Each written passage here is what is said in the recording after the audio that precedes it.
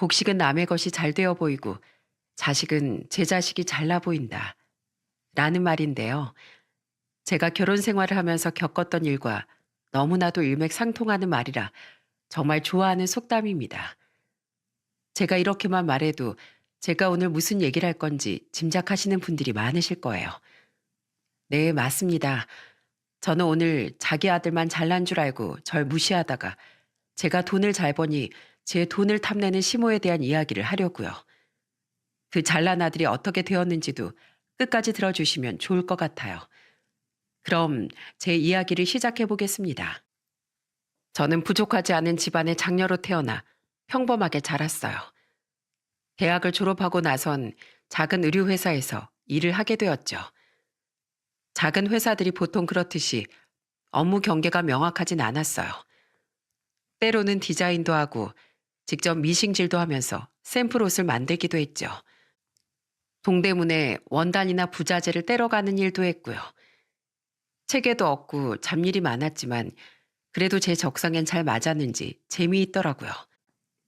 그런데 하루는 회사에서 버리는 자투리 원단이 너무 아까워 보이는 거예요. 그래서 저는 사장님께 여쭤봤죠. 사장님, 혹시 이거 버리지 말고 저 주시면 안 될까요? 집에서 그냥 취미로 간단한 것 좀 몇 개 만들어 보려고요. 사장님께 그렇게 허락을 받아 자투리 원단을 집에 가져간 저는 예전에 사두었던 중고 미싱으로 작업을 시작했어요. 그런데 원단이 너무 작아서 한 장으로는 아무것도 만들 수가 없더라고요.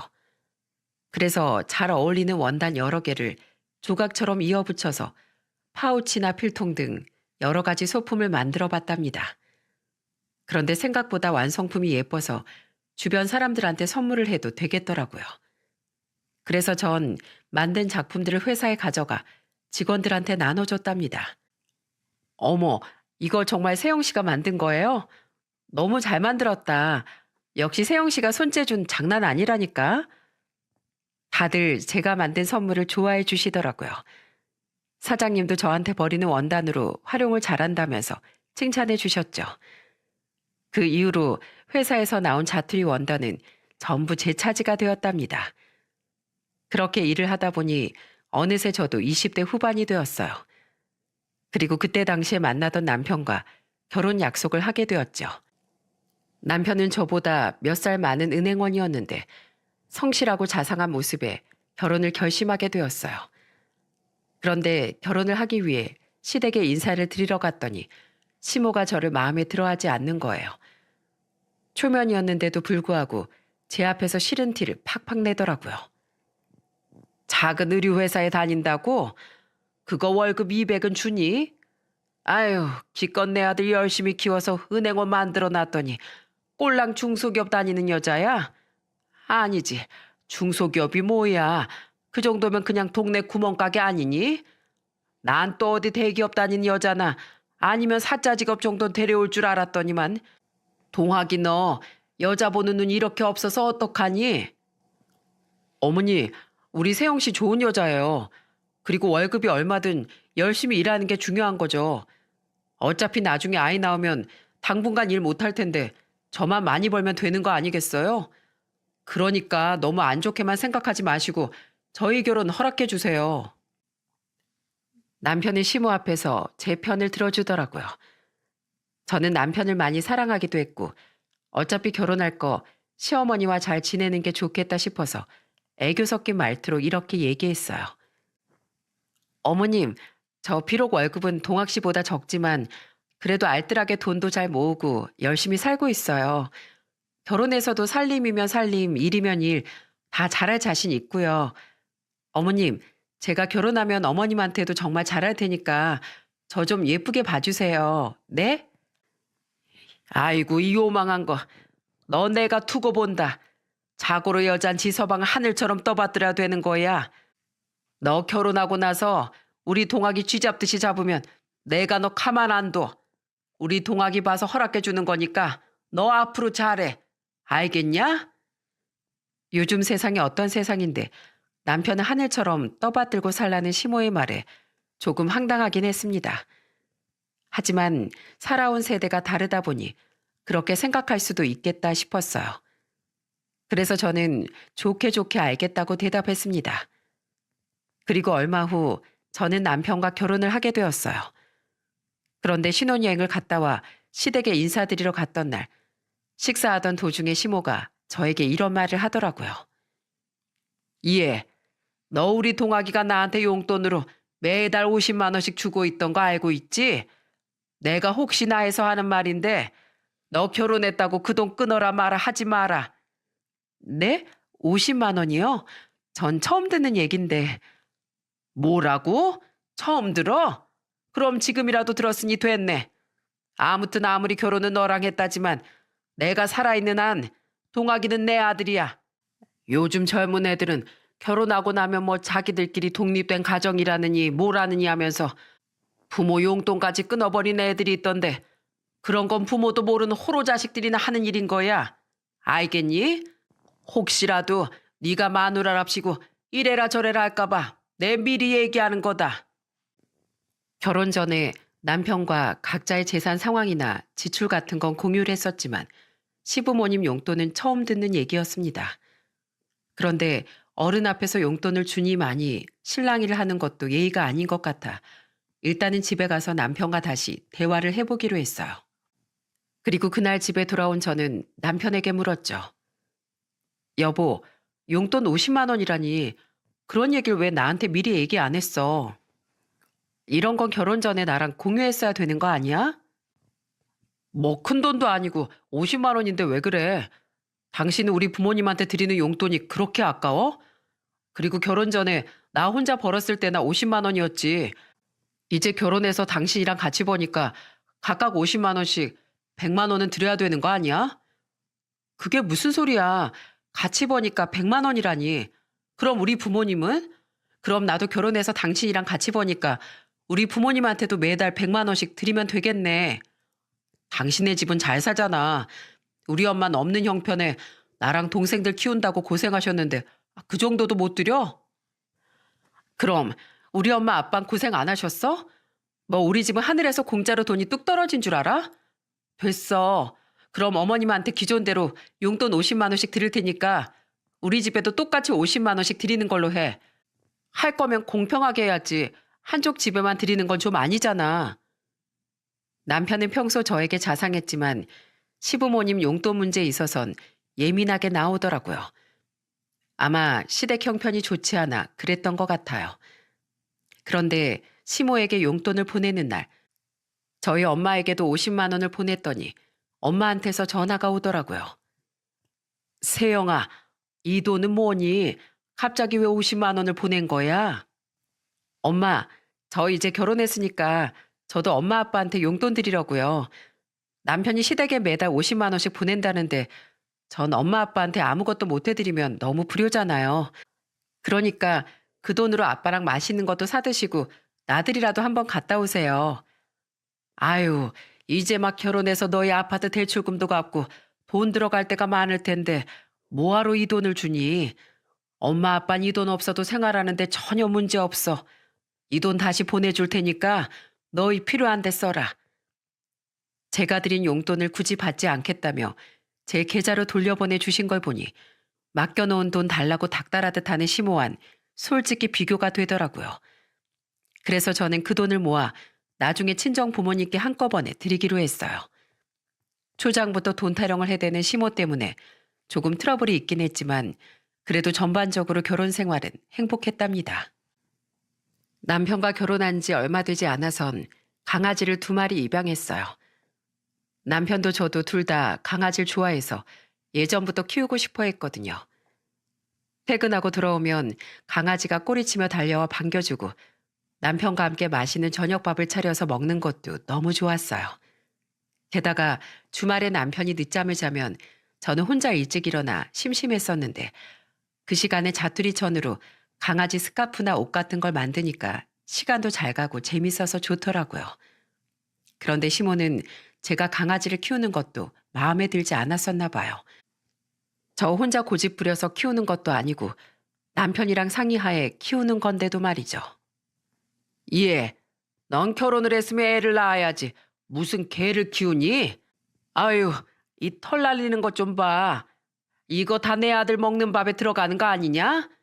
내가 저 개들을 시골에 갖다 버리던지 해야지 원. 어머님, 털은 좀 날려도 청소 열심히 하고 있어요. 그리고 이도 우리 강아지들이 있어서 너무 좋대요. 잘 때도 저 대신 우리 뽀삐랑 추추 껴안고 잔다고요. 그리고 어머님, 제가 강아지 키우기 전에 많이 찾아봤는데 애랑 개를 같이 키우면 면역력 형성하는 데도 좋고 정서 발달에도 좋대요. 정서 발달은 개뿔. 난 우리 동아기 키우면서 그런 거 없어도 좋은 대학 보내서 은행원까지 시켰다. 인터넷에서 온갖 나부랭이들이 말하는 것만 주워듣고선 어디 시애미 옆에서 아는 척이야? 역시 옛날 분이시라 집안에서 개를 키우는 걸 탐탁지 않아 하시더군요. 그런데 그것도 그럴 수 있다고 생각했습니다. 그런데 점점 시모의 만행은 심해지더군요. 결혼한 지 1년 반이 지났을 때 저는 첫째 아들을 낳았어요. 막달을 꽉 채워서 낳았는데도 태생이 허약한지 자주 아프더라고요. 갑자기 이유도 없이 고열에 시달리거나 자지러지듯이 울 때가 있어 응급실에 갔던 것도 한두 번이 아니었습니다. 병원에서 얘기하길 종종 이런 애들이 있다고 하더군요. 저는 원래 큰애가 어린이집에 갈 때쯤엔 다시 복직을 하려고 했는데 하도 큰애가 자주 아프다 보니까 그럴 수가 없겠더라고요. 그래서 어쩔 수 없이 계속 일을 하지 못하고 집에 있게 되었죠. 그런데 저희 큰애가 두 돌이 될 때쯤부터 시모가 저에게 자꾸 잔소리를 하더라고요. 얘, 넌 일 안 하니? 언제까지 우리 아들이 벌어다 주는 돈으로 먹고 살 속셈이야?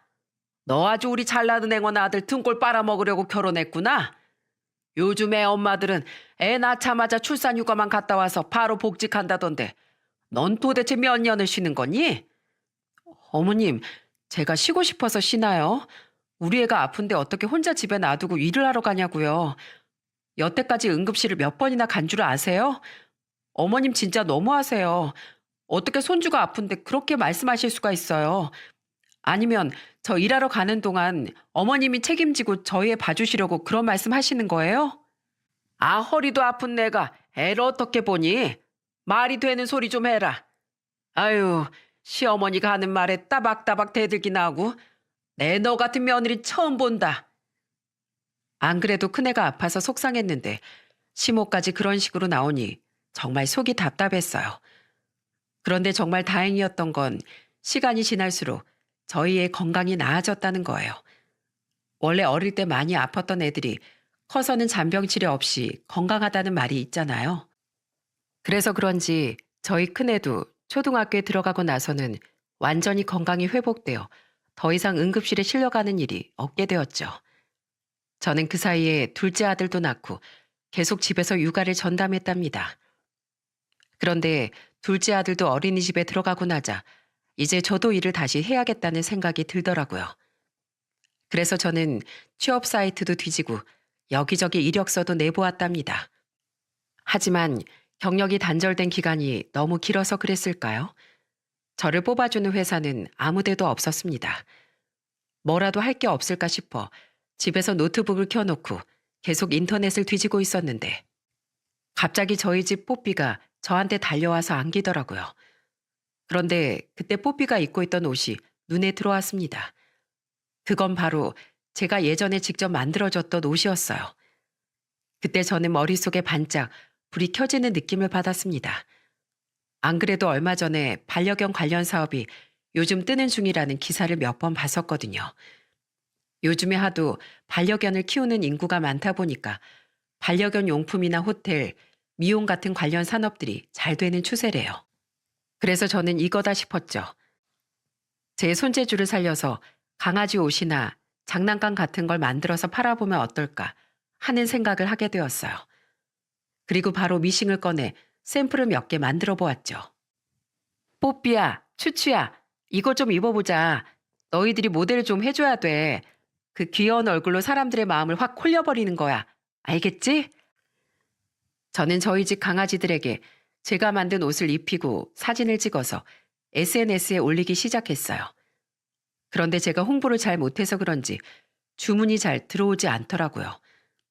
샘플을 만드느라 재료비는 계속 들어가는데 판매는 되지 않으니 오히려 손해만 계속됐죠. 남편은 제게 대놓고 말하진 않았지만 제가 인터넷 쇼핑몰을 하는 걸 마땅치 않게 생각하는 것 같더라고요. 아직도 주문이 그렇게 없어? 원래 인터넷 쇼핑몰이 쉬운 일이 아니야. 조금만 더 해보고 안 되면 미련 없이 그냥 접어. 그리고 옷이나 장난감 같은 건 그냥 도매로 떼어와서 팔아도 되잖아. 굳이 왜 힘들게 직접 디자인해서 만들고 그래? 도매로 떼와서 팔면 다른 업체랑 경쟁력이 없잖아. 결국엔 가격 싸움만 될걸? 난 그렇게 하긴 싫어. 그리고 나 이거 꼭 성공시킬 거야. 지금은 재료비도 못 건지지만 언젠간 예전에 내가 받던 월급보다도 더 많이 벌 거라고. 걱정하지 마. 사업한다고 당신 돈 떼먹을 일 없으니까. 여태까지 내가 벌어뒀던 돈으로 알아서 할게. 그런데 저를 못마땅해 하는 건 남편뿐만이 아니었습니다. 시모는 그것보다 몇 배는 더 했죠. 예, 넌 아직도 그 개 옷이나 만들고 있는 거니? 아휴, 남편은 뼈 빠지게 일하고 있는데 넌 무슨 취미 생활을 그렇게 돈까지 들어가면서 하는 거야? 그거 당장 집어치우고 당장 식당이라도 가서 일을 해라. 한심하긴. 내가 이래서 능력 없는 며느리 드리는 게 아니었는데. 그런 저를 응원해줬던 건 저희 친정 식구들 뿐이었습니다. 저희 부모님과 동생들은 노력한 만큼 언젠간 빛을 볼 거라며 항상 저를 격려해줬어요. 저는 그런 친정 식구들의 응원에 힘입어 더 열심히 쇼핑몰을 키우기 위해 노력했답니다. 인터넷 쇼핑몰 창업자 대상으로 하는 교육도 신청해서 들으러 다니고 다른 사람들이 사진을 어떤 방식으로 예쁘게 찍는지도 공부했어요. 그리고 디자인도 최신 트렌드에 뒤처지지 않게 계속 수정에 수정을 거듭하며 업그레이드 해갔죠. 저는 그 외에도 홍보하기 위해 다양한 방법을 사용했어요. 하루는 어느 반려견 동호회에 연락해 협찬을 의뢰한 적도 있었어요. 제가 만든 강아지 옷과 장난감을 협찬해주고 SNS에 사진과 후기를 올려달라고 부탁한 거죠. 그런데 저도 가짜 후기는 싫으니 최대한 솔직하게 써달라고 했습니다. 저도 제가 만든 제품들을 객관적으로 보고 싶었거든요. 그런데 막상 올라간 게시물들을 보니 정말 감사하게도 칭찬만 잔뜩 써주셨더군요. 우리 백설이가 입은 이 옷은 협찬받은 건데요. 너무 트렌디하고 예쁘지 않나요? 솔직히 강아지 옷이 아니라 사람 옷이었으면 제가 입고 싶을 정도예요. 여기 사장님이 직접 다 디자인해서 만드신 거라고 하시더라고요. 원단도 좋은 것만 쓰신다는데 저는 말만 그런 줄 알았거든요. 그런데 대박.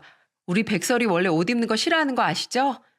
전에도 몇 번 제가 옷을 사서 입혔는데 불편하다면서 자기 손으로 다 찢어버렸잖아요. 그런데 이 옷은 하루 종일 입고 다니고 심지어 잘 때도 얌전히 입고 잤다니까요. 역시 재질이 좋아서 그런가 봐요. 올라갔던 후기들이 효과가 좀 있었는지 주문이 점점 늘어나기 시작했어요. 그때가 인터넷 쇼핑몰을 시작한 지 막 1년이 됐을 때였어요. 저는 그 기세를 힘입어 더욱 적극적으로 홍보를 하기 시작했습니다. 물론 제품에 대한 연구도 소홀히 하지 않았죠.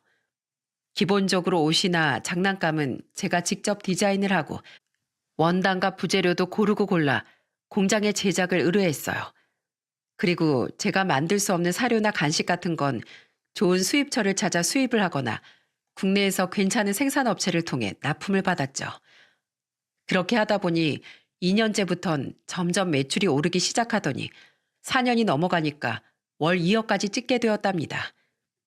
집에서 소일거리처럼 시작했던 것 치곤 정말 엄청난 성공이었죠. 더 이상 저 혼자 운영할 수 있는 수준이 아니어서 사무실도 계약하고 직원도 여러 명 고용해서 저는 어엿한 인터넷 쇼핑몰 사장님이 되었답니다. 그렇게 바쁘게 살고 있었는데 어느 날부터 남편이 변하기 시작하더라고요. 예전엔 정말 자상했는데 점점 짜증도 늘어가고 가정에도 소홀한 것 같았죠. 심지어는 매달 저한테 보내주던 월급도 보내질 않더라고요. 여보, 어제가 월급날 아니었어? 왜 월급 나한테 안 보내주는 거야? 내 월급을 당신한테 왜 줘야 하는데? 갑자기 그게 무슨 소리야. 원래부터 내가 당신 월급 관리했잖아. 그거야 예전에 나 혼자 돈 벌 때 얘기고 지금은 당신이 살림을 전담해서 하는 것도 아니고 돈도 나보다 훨씬 잘 버는데 내가 왜 내 월급을 당신한테 갖다 줘야 돼? 그리고 당신은 사업하느라 큰돈 왔다 갔다 많이 하잖아. 괜히 내 월급 다 줬다가 나한테 말도 없이 사업에 다 써버리면 어떡해? 원래 돈은 나눠서 들고 있어야 안전한 거라고. 그리고 솔직히 돈 관리는 은행원이 내가 잘하지. 강아지 옷이나 만드는 당신이 잘하겠어? 내 월급은 내가 알아서 할 테니까 당신은 당신 매출이나 신경 써. 아니, 그럼 생활비라도 줘야 될 거 아니야. 우리 관리비랑 식비랑 애들한테 들어가는 돈도 만만치 않은데 그걸 다 내 돈으로 해결하라는 얘기야?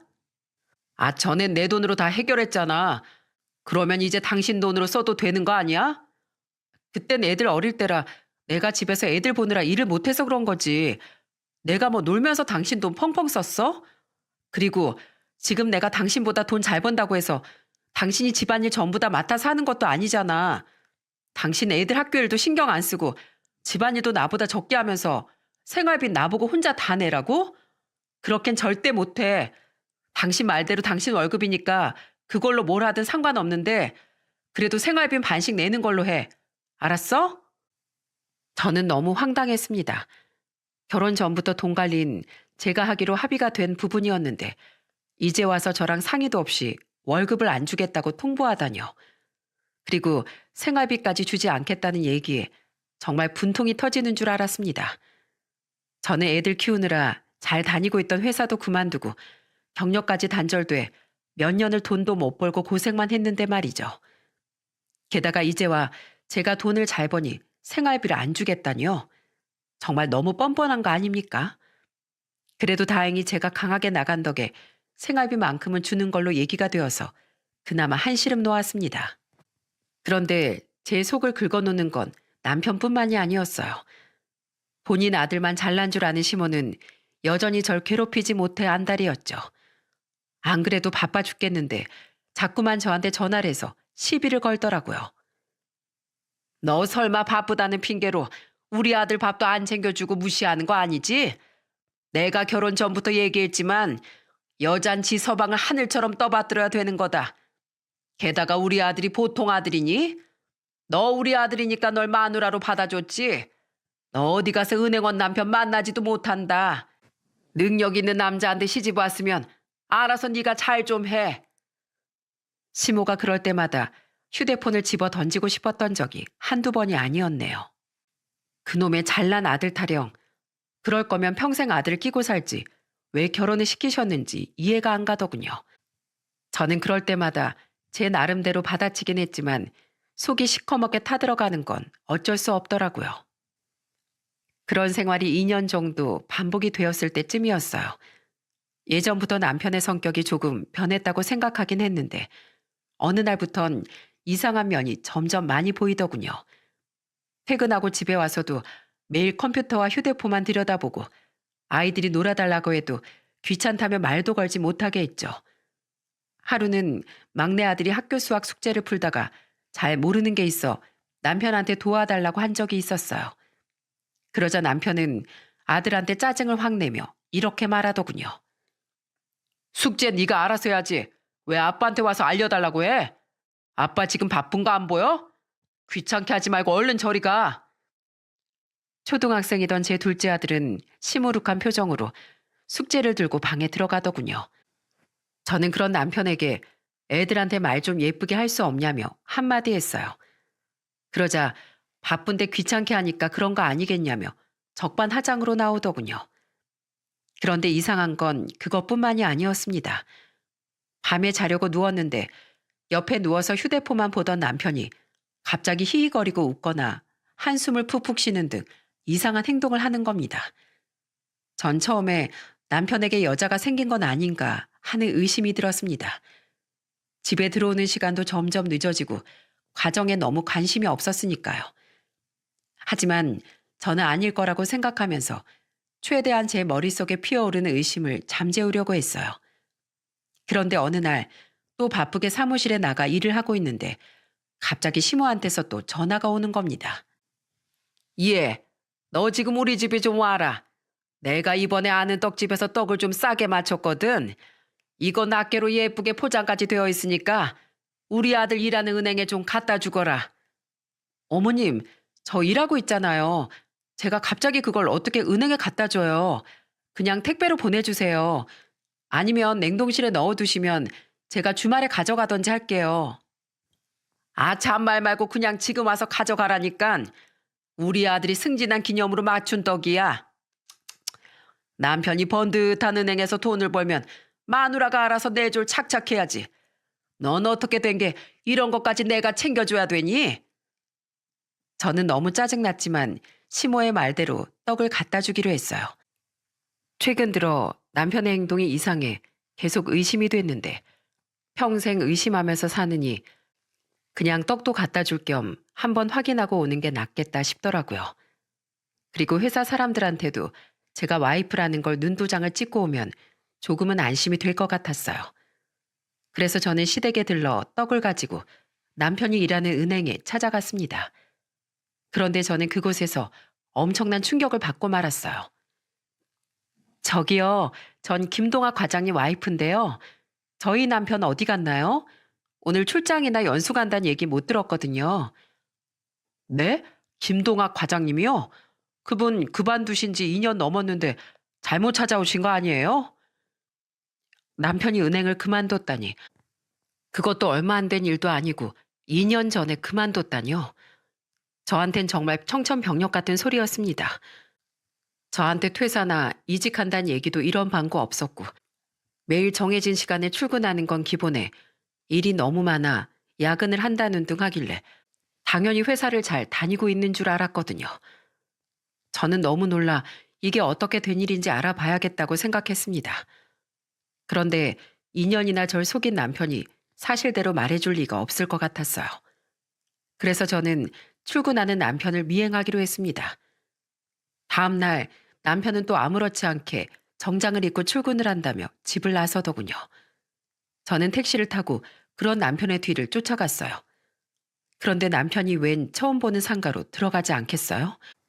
저는 정말 다른 여자와 딴살림이라도 차린 건 아닌가 했습니다. 남편이 들어간 사무실엔 간판조차 달려있지 않았어요. 저는 한참을 망설이다가 우편물 배달원인 척하고 노크를 했습니다. 그러자 안에서 누군가가 문을 열어주더군요. 안쪽으로 들어가자 그곳엔 황당한 풍경이 펼쳐져 있었습니다. 웬 시커먼 남자들 6명이 컴퓨터 앞에 앉아서 빨려 들어가기라도 할 것처럼 모니터를 쳐다보고 있더라고요. 얼마나 열중을 했는지 저한테 문을 열어준 사람 외엔 제게 고개조차 돌리지 않고 관심도 없었어요. 남편 역시 마찬가지였죠. 가까이 다가가 컴퓨터 화면을 보니 그동안 남편이 이곳에서 무엇을 했는지 알겠더군요. 책장에 가득한 주식 관련책, 그리고 수북히 쌓여있는 경제신문들. 네, 저희 남편은 그곳에서 그 사람들과 함께 하루 종일 주식을 했던 겁니다. 멀쩡히 은행을 다니는 척 저를 속이면서요.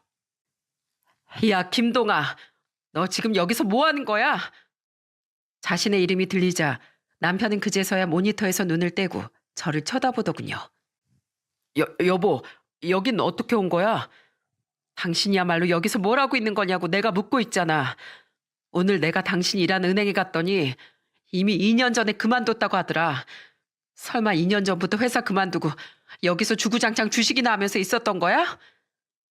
남편은 처음엔 제 얼굴을 보고 당황해하더니 제가 추궁하자 오히려 적반하장으로 나오더군요. 내가 주식을 하든 말든 무슨 상관이야? 뭘 하든 돈만 벌면 되지. 생활비도 꼬박꼬박 갖다 주는데 도대체 뭐가 문제야? 당신 지금 장난해? 날 속인 게 문제잖아. 오늘도 어머님이 그러시더라. 그렇게 잘난 은행원 아들 뒀으면 옆에서 내조 잘하라고. 그런데 이게 뭐야? 그 번듯한 은행은 그만두고 여기서 모니터나 들여다보면서 주식만 하루 종일 하고 있었던 거잖아. 당신 총각 아니야. 애 아빠라고. 몇 년 있으면 애들 대학도 보내야 되는데 이런 거나 하고 있을 때야? 아, 주식이 뭐 어때서. 대박나면 은행원 월급은 아무것도 아닌 수준으로 벌 수 있는데 뭐 내가 단순히 재밌어서 하는 줄 알아? 다 우리 집안의 보탬이 되려고 하는 거라고. 하긴 강아지 옷이나 파는 당신이 이런 걸 뭘 알겠어? 뭐라고? 그래, 집안에 도움이 되고 싶어서 했다고 쳐. 그럼 난 왜 속였는데? 그렇게 당당하면 얘기하고 하면 되잖아. 내가 얘기하면 네가 얼씨구나 좋다 하고 찬성하겠다. 주식의 주자도 모르는 너 같은 애한테 얘기해봤자 소용없으니까. 그래서 내가 얘기 안 한 거야. 알겠어? 괜히 찾아와서 방해하지 말고 가서 당신 할 일이나 해. 바빠 죽겠는데 왜 와서 난리야? 남편은 그렇게 말하고선 또다시 고개를 돌려 모니터만 바라보더군요. 저는 정말 미치고 팔짝 뛰는 줄 알았습니다. 저를 2년 동안이나 속여놓고선 미안하다고 사과하지 못할 망정 적반하장으로 나오다뇨. 저는 더 이상 말해봤자 말이 통하지 않을 것 같아 일단 집으로 돌아왔습니다. 그런데 집에 돌아와 생각하면 생각할수록 너무 괘씸하더라고요. 그동안 은행원 남편 뒀다고 시모한테 그 구박을 받으며 살았는데 주식에 미쳐가지고 은행도 그만두고 거기서 그러고 있었다고 생각하니까 당장이라도 이혼하고 싶은 기분이었어요. 하지만 애들을 생각하니 그럴 수도 없어서 정말 답답하더라고요. 그런데 그날 이후 남편은 아예 대놓고 막 나가기 시작하더군요. 여보, 모아놓은 돈 좀 있지? 나 5천만 원만 좀 줘봐. 이번에 좋은 정보가 하나 있는데 늦기 전에 얼른 넣어야 된단 말이야. 뭐? 5천만 원? 5천만 원이 누구 집 개 이름이야? 주식을 할 거면 당신 돈으로 하던가. 왜 나보고 돈을 달래? 당신이 여태까지 그 잘난 은행에서 10년 넘게 일하면서 모은 돈 많이 있을 거 아니야. 그리고 퇴직금도 꽤 되지 않아? 그 돈을 왜 다 놔두고 갑자기 나보고 돈을 달래? 아, 내가 가진 돈으로 부족하니까 그렇지. 이번에 진짜 대박 날 수 있는 기회란 말이야. 이번에 안 넣으면 평생 땅을 치고 후회할 텐데 좀 빌려주면 어디 덧나냐? 주식 오르면 내가 이자 쳐서 갚으면 될 거 아니야. 당신이 가진 돈으로 부족하다고? 아니, 은행 생활을 몇 년을 했는데 어떻게 부족할 수가 있어? 당신 이름으로 든 적금도 있잖아. 그리고 퇴직금이 한두 푼이야? 설마 그거 다 주식에 넣어서 말아먹은 거니? 에이씨, 진짜. 원래 떨어질 때도 있고 오를 때도 있는 법이야. 기회가 있을 때 잡아야지. 당신처럼 겁만 많아선 큰돈 절대 못 만지는 거라고. 혈압이 올라 죽는다는 게 이런 느낌일까요? 머리에 피가 쏠려 눈앞이 핑핑 돌고 당장이라도 쓰러질 것처럼 어지럽더군요. 멀쩡한 회사를 그만두고 주식만 하는 걸로도 모자라 가지고 있는 돈을 다 날려먹다뇨. 그래놓고 매달 생활비는 무슨 돈으로 준 건지 이해가 되지 않았습니다. 솔직히 애들만 아니었다면 지금 당장 이혼하고 싶은 심정이었어요. 저는 분노로 끓어오르는 마음을 진정시키려고 노력하면서 계속 일에 몰두했죠. 그런데 며칠 후 그런 제 마음에 기름을 들이붓는 사건이 있었습니다. 평소처럼 바쁘게 일을 하고 있는데 또 시모한테서 전화가 온 거예요. 예, 너 요즘 사업 잘 되나 보다. 요즘에 월 매출 한 2, 3억씩 찍는다며? 동네 사람들이 그렇게 돈 잘 버는 며느리 있으면 시부모한테 차도 떡하니 사주고 좋은 곳에 여행도 보내주고 하겠다며 얼마나 날 부러워하는지 아니? 그런데 우리 잘난 며느린 시부모한테 뭐 하나 해줄 생각은 안 하고 지 차만 홀랑 바꿨더라. 어머님, 차는 제가 원래 타던 게 너무 오래된 차라 이번에 새로 바꾼 거예요. 10년 넘게 탔더니 자꾸 여기저기 고장나고 애들이 점점 덩치가 커지니까 비좁기도 해서요. 그리고 저 한 달에 2, 3억씩 번다고 한 적 없는데요. 도대체 누구한테 무슨 얘기를 들으신 거예요? 누구한테 무슨 얘기를 들었든 그게 중요하냐? 네가 시부모한테 나눠주기 싫어서 입 꾹 다물고 있었다는 게 중요하지. 그런데 너 솔직히 매달 주는 용돈 50만 원 너무 적다고 생각하지 않니? 내가 생각해 봤는데 나도 너희 형편에 맞춰서 용돈 올려받는 게 맞는 것 같구나.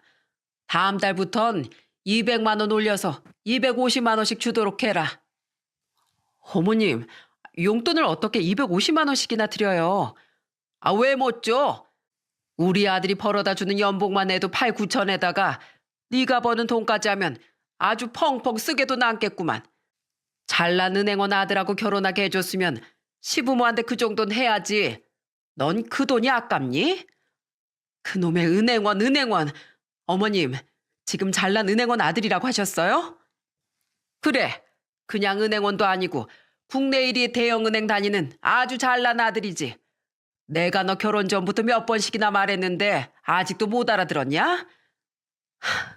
어머님, 뭔가 단단히 착각하시는 것 같은데 어머니 아들 이제 은행원 아니에요. 모르셨어요? 은행원이 아니라니. 그건 또 무슨 소리야? 네가 아주 사업에만 정신 팔려서 아주 머리가 돌았구나.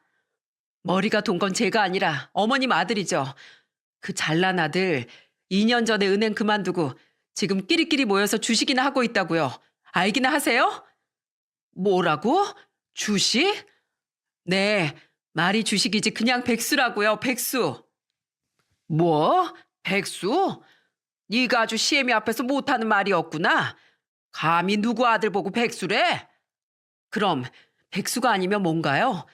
그동안 은행 일하면서 모아뒀던 적금에다가 퇴직금까지 싹 다 주식에 날려버리고 돈 한 푼 못 벌고 있는데 그게 백수가 아니면 도대체 뭔가요? 며칠 전엔 저보고 뭐라는 줄 아세요?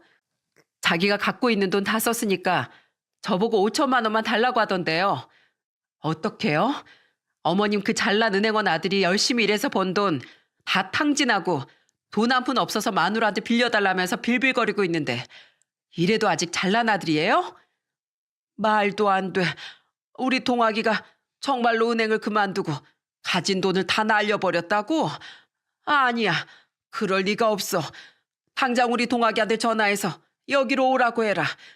내가 우리 아들한테 직접 듣지 않는 이상 네 말 절대 못 믿어.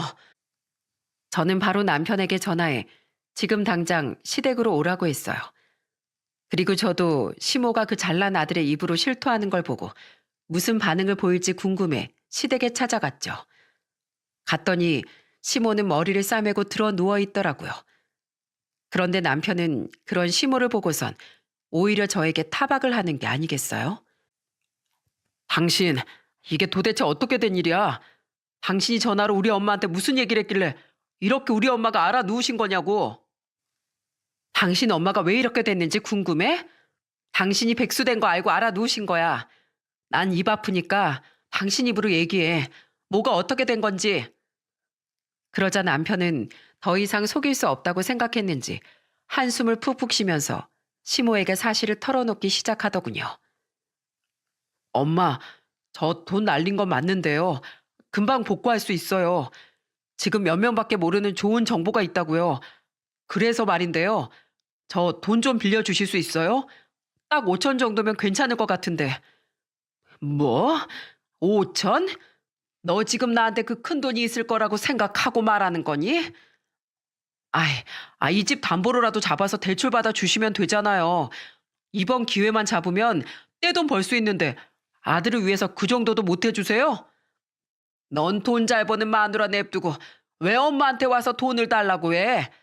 결혼했으면 너희들 일은 너희들이 알아서 해야지. 예, 네가 우리 아들한테 그 5천 좀 빌려줘라. 아니지. 부부 사이에 빌려주는 게 어딨어? 너 어차피 그 정도 돈은 돈도 아니잖니.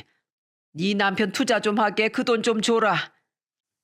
저는 순간 이성의 끈이 끊어지는 느낌을 받았습니다. 그동안 잘난 은행원 아들 타령하며 절 무시해놓고선 이제 와서 제가 돈을 잘 버니까 5천만 원이나 되는 큰 돈을 덥석 내어주라뇨. 제가 무슨 바보 호구도 아니고 그런 짓을 왜 하겠어요? 그래도 애들 생각해서 최대한 참아보려고 했는데 시모가 이런 식으로 나오니 더 이상 참을 수가 없었습니다. 어머님, 결혼은 저랑 했어도 이 인간은 평생 어머님 아들이라면서요. 어머님 아들이 저지른 일은 어머님이 해결하셔야지. 왜 저보고 해결하라고 하세요? 설마 벌써 치매가 오셔서 어머님 입으로 저한테 했던 말씀도 기억 못 하시는 거예요? 뭐? 치매? 네가 아주 돈맛 좀 보더니 시애미를 아주 물러보는구나. 너희 부모는 너한테 그런 식으로 가르치든? 도대체 너희 부모한테 뭘 보고 배운 거야? 저 훌륭하신 저희 부모님한테 좋은 거 많이 보고 배웠어요. 저희 부모님은 돈 못 번다고 다른 사람 무시한 적도 없으시고요. 이제 막 결혼해서 독립하는 저한테 용돈 같은 거 달라고도 안 하셨어요. 오히려 제가 드리는 용돈도 너희 살림에 보태쓰라면서 돌려주시던데요. 어머님처럼 돈만 밝히면서 용돈을 200만 원이나 올려달라는 그런 말도 안 되는 소리는 하지도 않으셨고요. 그런데 어머님은 그 잘난 아들이 은행 그만두고 있는 돈도 싹 다 주식으로 말아먹었다고 하니까 이제 와서 저더러 5천만 원을 꽁으로 내놓으라고 하시네요. 그건 도대체 어느 나라 교육법이죠? 이것이 보자 보자 하니까 아주 미쳤구나. 감히 하늘 같은 남편이랑 시애미 앞에서 이게 무슨 짓이야? 아, 하늘 같은 남편이라서 그 많은 돈을 공중에 분해시켰나 보죠? 그리고 누가 남편이고 시어머니예요? 설마 저한테 이런 짓거리를 하고도 제가 계속 며느리로 있어 줄 거라고 생각하시는 거예요? 저 이 인간이랑 도저히 못 살겠으니까 그 잘난 은행원 아들 당신이 평생 데리고 사세요. 아, 이제 은행원도 아니지. 돈 없는 백수 아들이랑 백년해로 하면서 행복하게 사시면 되겠네요. 저는 그렇게 쏘아붙이고선 현관문을 쾅 닫고 나와버렸습니다. 그리고 여태까지 있었던 모든 일을 친정에 얘기하고 이혼을 준비했어요. 저희 친정 부모님은 그렇게 무시당하고 살았으면 진작에 얘기하지 왜 혼자 속 썩었냐며 속상해 하시더군요. 사실 제가 여태까지 참은 건 애들 때문이 제일 컸는데 다행히 애들도 이혼하는 걸 나쁘게 생각하지 않더라고요. 평소에 아빠가 자기들을 귀찮아하는 걸 알고 있었대요. 그렇게 빠르게 이혼 준비를 하던 도중 남편이 저에게 전화를 해 애원을 하더군요. 여보, 정말 나랑 이혼할 거야? 그냥 홧김에 하는 소리 아니었어? 나 당신 믿고 내 전 재산 투자했단 말이야. 당신이 잘 버니까 내 돈은 다 끌어다 써도 될 줄 알았지. 그런데 갑자기 이렇게 이혼한다고 하면 난 어떡해. 내가 잘못했으니까 제발 용서해줘. 당신 속인 건 정말 미안해. 지금이라도 이렇게 사과할게. 그러니까 제발 이혼만은 하지 말아주라. 하지만 전 절대로 받아줄 생각이 없었습니다. 헛소리 짓거리지 말고 가서 주식이나 하라고 전화를 확 끊어버렸죠. 그런데 이번엔 시모가 저희 집에 찾아와 제 바지가랑이를 붙잡고 애걸복걸 하더군요. 며느라, 네가 이렇게 복덩이인 줄도 모르고 자꾸 잘난 아들 타령해서 정말 미안하구나. 우리 동아기가 그런 식으로 전 재산을 탕진할 줄은 정말 몰랐다. 그래도 넌 우리 동아기 마누라 아니니? 다른 사람은 몰라도 너만은 우리 동아기 편을 들어줘야지. 그리고 애들도 아빠 없이 크면 불행하지 않겠니? 그러니 제발 여태까지 있었던 일은 가슴속에 묻어두고 우리 동아기 다시 받아주렴. 내가 이렇게 부탁한다. 제가 왜 그래야 되는데요? 왜요? 이제 용돈 250만 원은커녕 원래 받던 50만 원조차 못 받게 되니까 아쉬우세요? 잘난 은행원 아들이라고 결혼 생활 내내 절 그렇게 무시하시더니 이젠 돈이 아쉬우니까 별 볼 일 없는 저한테까지 무릎 꿇고 비시는 거예요? 저요. 그동안 참을 만큼 참았어요. 절대로 그 인간 용서할 일 없으니까 그만 돌아가세요. 저는 시모를 일으켜 세워 문 밖으로 쫓아내버렸습니다. 툭 하면 잘난 아들 타령하며 저한테 못되게 굴더니 아주 꼴 좋더군요. 그 후 저는 얼마 지나지 않아 이혼을 하게 되었어요. 다행히 제가 재산 형성의 기여도가 높고 최근엔 계속 돈을 따로 관리했기 때문에 남편한테 따로 재산을 줄 일은 없더라고요. 제가 힘들게 번 돈을 그 자식한테 한 푼이라도 떼줘야 될까봐 걱정했는데 정말 다행이었죠. 그냥 같이 살던 아파트만 팔아서 반반 나누는 걸로 했어요. 그리고 저는 집을 새로 구해서 저희 아이들과 강아지 2마리까지 같이 살게 되었죠. 이혼하고 나서 그 지긋지긋한 시모한테 구박받을 일도 없고 뻔뻔스런 전 남편의 얼굴도 볼 일이 없으니 정말 편하더라고요. 그런데 이혼한 지 한 달쯤 됐을 때쯤이었어요. 전 남편이 제가 일하는 사무실까지 찾아온 거예요. 다짜고짜 들어와서는 제 앞에 무릎을 꿇고 울면서 사정을 하더군요. 여보, 내가 정말 잘못했어. 지금이라도 날 다시 받아주면 안 될까? 당신도 알다시피 나 전 재산의 퇴직금까지 다 꼬라박는 바람에 나 지금 빈털털이잖아. 주식도 망하고 되는 일도 하나 없는데 당신까지 없으니까 정말 살기 싫단 말이야. 그래도 우리 그동안 부부로 같이 산 세월이 있는데 한 번만 용서해주면 안 돼? 야, 돈이 없으면 가서 취업을 다시 하던지 취업을 못하면 막노동이라도 해서 돈을 벌면 되잖아. 이미 이혼 서류에 도장 찍고 다 끝난 마당에 왜 나한테 와서 난리야? 나 은행에서 퇴직하기 전에 신용대출 받아놓은 게 너무 많아서 그래. 내가 다시 일을 해봤자 그런 걸로는 대출을 메꿀 수도 없다고. 내가 앞으로 집안일도 정말 열심히 하고 애들 학업에도 신경 잘 쓸 테니까 제발 내 대출만 좀 갚아주고 나 용서해주라. 뭐? 대출을 대신 갚아줘? 이거 완전 또라이네. 야, 내가 미쳤냐? 내가 왜 네 대출을 갚아줘? 그 대출 내가 받으라고 했어? 네가 날 속이고 다 버린 짓이잖아. 몸이 부서지도록 일을 해서 갚을 생각은 안 하고 돈 잘 버는 나한테 기생해서 쭉쭉 빨아먹겠다고? 절대 그렇게는 안 되지. 야, 여기서 시끄럽게 하지 말고 당장 꺼져. 여기 내 일터야. 당장 안 꺼져? 저는 직원들과 함께 전 남편을 밖으로 내쫓았습니다. 그리고 다시는 외부인한테 함부로 문을 열어주지 말라며 직원들한테도 교육을 단단히 시켰죠. 전 남편은 겁을 단단히 먹었는지 그 이후론 찾아오지 않더라고요. 지긋지긋한 인연도 이렇게 끝이 난 거죠. 그 이후로 모든 일이 다 잘 풀렸어요. 매출도 계속 늘어나고 직원도 몇 명 더 뽑았죠. 저희 애들도 아빠가 없는 게 불편하지 않은지 매일 웃으면서 잘 지내더라고요. 그리고 저는 얼마 전에 사업을 해서 번 돈으로 저희 부모님께 좋은 차를 한 대 사드렸답니다. 그동안 받지는 않고 저한테 퍼주기만 하셨으니까요. 앞으로는 아이들도 잘 키우고 부모님께 효도하면서 행복하게 살려고요. 여러분, 왜 그런 말이 있잖아요. 고슴도치도 자기 새끼는 예쁘다는 말이요.